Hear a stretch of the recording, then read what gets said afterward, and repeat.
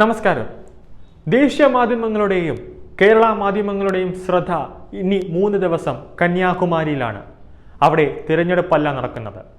ഇന്ത്യയുടെ പ്രധാനമന്ത്രി നരേന്ദ്ര ദാമോദർ ദാസ് മോദി കന്യാകുമാരി വിവേകാനന്ദ പാറയിൽ 3 ദിവസം ധ്യാനത്തിനിരിക്കുകയാണ്. ഇനി എല്ലാ ദേശീയ മാധ്യമങ്ങളുടെയും കണ്ണുകൾ ഇനി അവിടെയായിരിക്കും, കന്യാകുമാരിയിൽ. നമുക്ക് വിശദമായി നോക്കാം.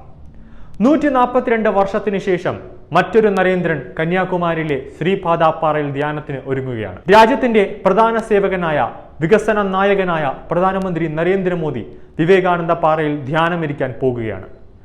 നരേന്ദ്രനാഥ ദത്തസ്വാമി വിവേകാനന്ദൻ എന്നാണ് വിവേകാനന്ദ സ്വാമിയുടെ യഥാർത്ഥ നാമധേയം. പതിറ്റാണ്ടുകൾക്ക് ശേഷം മറ്റൊരു നരേന്ദ്രനെ വരവേൽക്കുന്നതിന് ആഹ്ലാദത്തിലാണ് കന്യാകുമാരി ജില്ല. ഇന്നു മുതൽ 3 ദിവസത്തെ ധ്യാനത്തിലായിരിക്കും പ്രധാനമന്ത്രിയുടെ സന്ദർശനം കണക്കിലെടുത്ത് കനത്ത സുരക്ഷാ ക്രമീകരണങ്ങളാണ് ഒരുക്കിയിട്ടുള്ളത്. പ്രദേശത്ത് 4000-ഓളം പോലീസ് ഉദ്യോഗസ്ഥരെ വിന്യസിച്ചിട്ടുണ്ട്. 3 ദിവസത്തേക്ക് വിനോദസഞ്ചാരികൾക്ക് വിലക്ക് ഏർപ്പെടുത്തിയിട്ടുണ്ട്.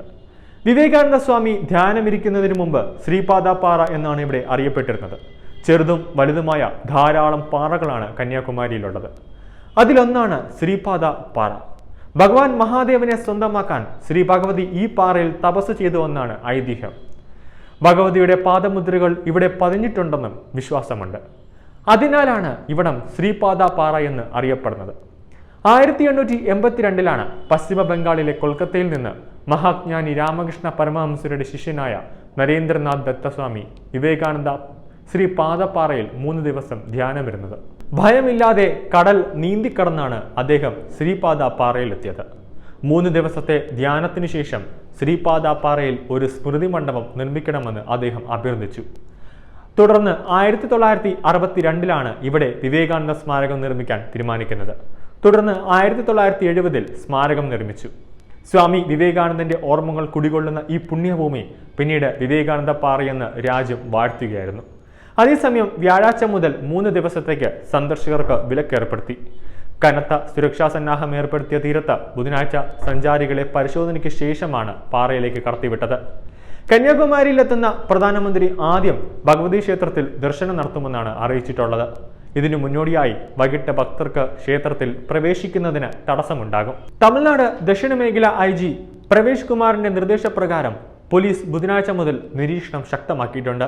സുരക്ഷാ ക്രമീകരണങ്ങൾക്കായി 4000-ഓളം പോലീസുകാരെയാണ് വിന്യസിച്ചിട്ടുള്ളത്. ചെന്നൈ മുതൽ കന്യാകുമാരി വരെയുള്ള തീരപ്രദേശങ്ങൾ നിരീക്ഷണം ശക്തമാക്കിയിട്ടുണ്ട്. ജില്ലാ അതിർത്തികളിൽ പോലീസ് ഔട്ട്പോസ്റ്റുകളും പരിശോധന കർശനമാക്കി.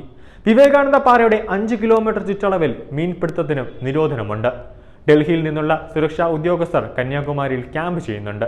വ്യാഴാഴ്ച വൈകിട്ട് 4-ന് തിരുവനന്തപുരം വിമാനത്താവളത്തിൽ നിന്ന് ഹെലികോപ്റ്ററിൽ പുറപ്പെടുന്ന പ്രധാനമന്ത്രി 4:35-നാണ് കന്യാകുമാരിയിലെത്തുക.